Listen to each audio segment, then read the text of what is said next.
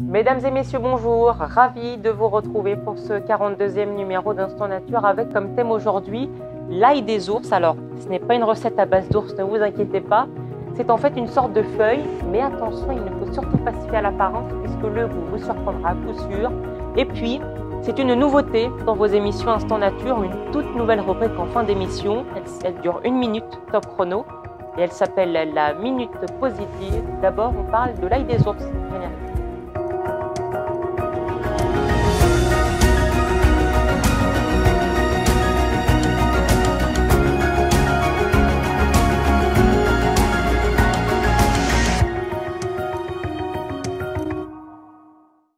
Allez, bienvenue à tous. Nous allons parler aujourd'hui, je vous le disais dans le sommaire, de l'ail des ours. Et pour commencer, je me doute que cela vous démange de savoir ce que c'est concrètement. En voici une image.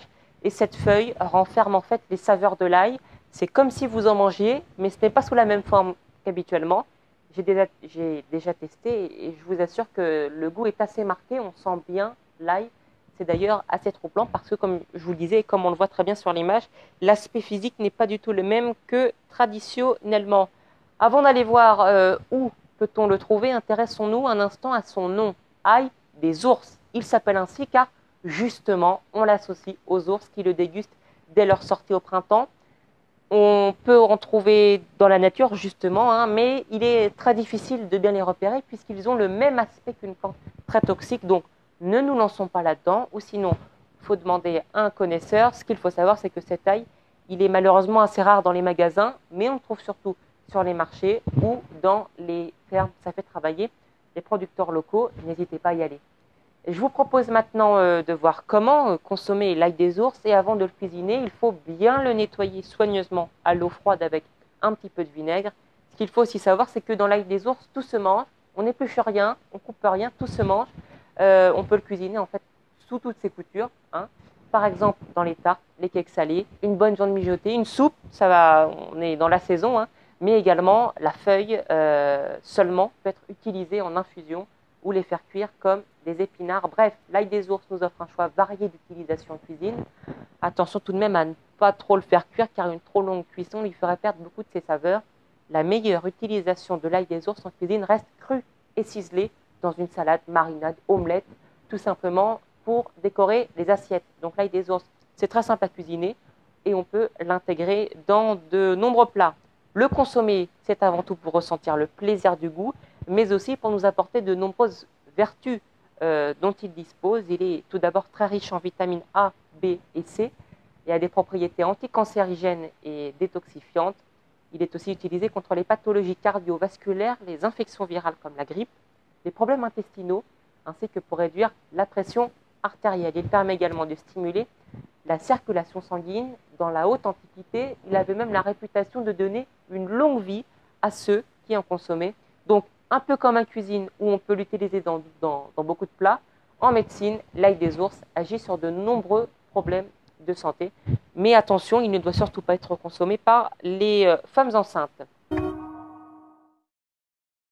On va maintenant accueillir une toute nouvelle rubrique qui fera désormais partie de vos émissions Instant Nature. Je vous le disais dans le sommaire, elle s'appelle la Minute Positive. Le principe est très simple.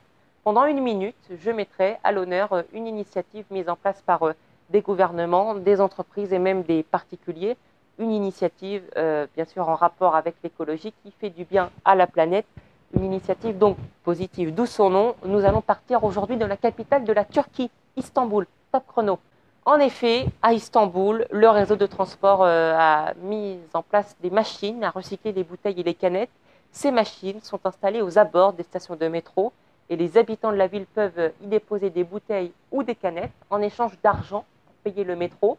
Il fallait y penser. Par exemple, une bouteille de 50 centilitres donne 3 centimes et pour obtenir un ticket de métro totalement gratuit, il faut recycler 28 bouteilles de 1,5 litre.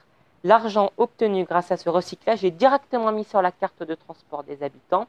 On a donc là le parfait équilibre entre écologie et économie. Et quand on sait que plus de 15 millions de personnes vivent à Istanbul, ça pourrait faire beaucoup de bouteilles recyclées. Ce qu'il faut aussi savoir, c'est que ce type de machine, on en compte une centaine, surtout le réseau des lignes de métro. Et ce principe d'échanger ces bouteilles contre de l'argent, on le trouve aussi dans les stations de métro à Pékin, également à Rome. Alors, pourquoi pas le développer en France, dans nos grandes villes? Voilà donc pour notre première minute positive qui revient bien évidemment dans un mois. Merci de nous avoir suivis pour ce 42e numéro d'Instant Nature. Votre prochain rendez-vous sur Info TV s'affiche sur votre écran. L'actualité continue sur nos plateformes. Notre site internet est également à votre disposition si vous souhaitez une actualité détaillée et analysée. Très bel après-midi et très bon week-end à vous.